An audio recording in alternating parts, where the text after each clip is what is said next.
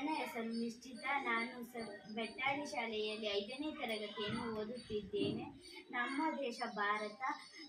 ನಮ್ಮ ದೇಶದಲ್ಲಿ 28 ರಾಜ್ಯಗಳಿವೆ, 8 ಕೇಂದ್ರಾಡಳಿತ ಪ್ರದೇಶಗಳಿವೆ.